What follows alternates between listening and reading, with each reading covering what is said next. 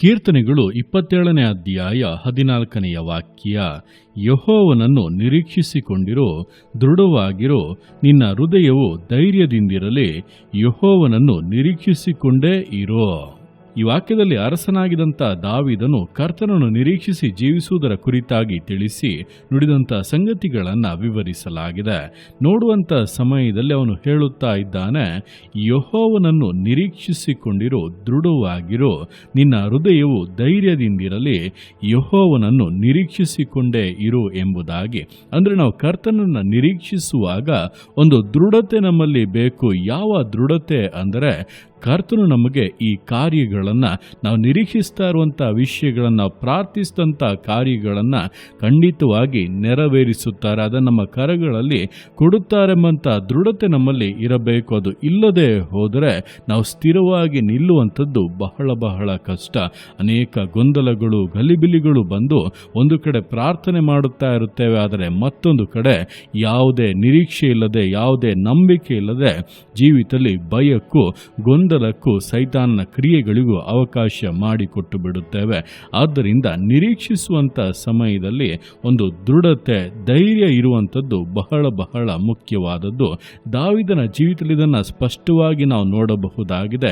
ಅನೇಕ ಬಾರಿ ಅವನು ಶತ್ರುಗಳ ಕೈಗೆ ಸಿಕ್ಕಿ ನಾಶವಾಗಬೇಕಂತ ಪರಿಸ್ಥಿತಿ ಬಂದಾಗಿಯೂ ಮರಣಕ್ಕೂ ಅವನಿಗೂ ಒಂದು ಹೆಜ್ಜೆ ದೂರ ಮಾತ್ರವೇ ಇರುವಷ್ಟು ಮಟ್ಟಿಗಿನ ಶೋಧನೆಗಳಲ್ಲಿ, ವೇದನೆಗಳಲ್ಲಿ ಹಾದು ಹೋದಾಗಿಯೂ ಕೂಡ ಸ್ವಂತ ಜನರೇ ಅವನನ್ನು ವಿರೋಧಿಸಿ ಕಲ್ಲೆಸೆದು ಕೊಲ್ಲಬೇಕೆಂಬುದಾಗಿ ಯೋಚನೆ ಮಾಡಿದಾಗಿಯೂ ಕೂಡ ಅವನ ನಿರೀಕ್ಷೆ, ನಂಬಿಕೆ ಎಲ್ಲವೂ ಕೂಡ ಕರ್ತನ ಮೇಲೆ ದೃಢವಾಗಿತ್ತು. ಆ ಒಂದು ಧೈರ್ಯದಲ್ಲಿ ಅವನು ಜೀವಿಸಿದನು. ಆದ್ದರಿಂದಲೇ ದಾವೀದನ ಜೀವಿತ ಎಲ್ಲರಿಗಿಂತ ವಿಶೇಷವಾದದ್ದಾಗಿಯೂ ಎಲ್ಲರಿಗಿಂತ ಶ್ರೇಷ್ಠವಾದದ್ದಾಗಿಯೂ ಜಯದಲ್ಲಿ ನಡೆಯುವುದಕ್ಕೆ ಸಾಧ್ಯವಾದದ್ದು.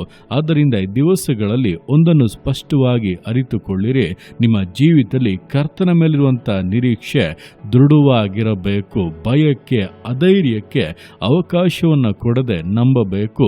ಆಗಲೇ ದೇವರ ಅದ್ಭುತಗಳನ್ನು, ಮಹಿಮೆಯನ್ನು ಕಾಣುವುದಕ್ಕೆ ಸಾಧ್ಯ ಎಂಬುದನ್ನು ಅರಿತು ಯೆಹೋವನನ್ನು ನಿರೀಕ್ಷಿಸಿಕೊಂಡೇ ಧೈರ್ಯವಾಗಿದ್ದು ಪ್ರಾರ್ಥಿಸುತ್ತಾ ಆತನು ಖಂಡಿತವಾಗಿ ಕಾರ್ಯಗಳಲ್ಲಿ ಅದ್ಭುತಗಳನ್ನು ಮಾಡಿಯೇ ಮಾಡುತ್ತಾನೆಂಬಂಥ ಸ್ಥಿರತೆಯಿಂದ, ದೃಢತೆಯಿಂದ, ಸಮರ್ಪಣೆಯಿಂದ ವಿಶ್ವಾಸ ಜೀವಿತಗಳನ್ನು ಮುನ್ನಡೆಸೋಣ.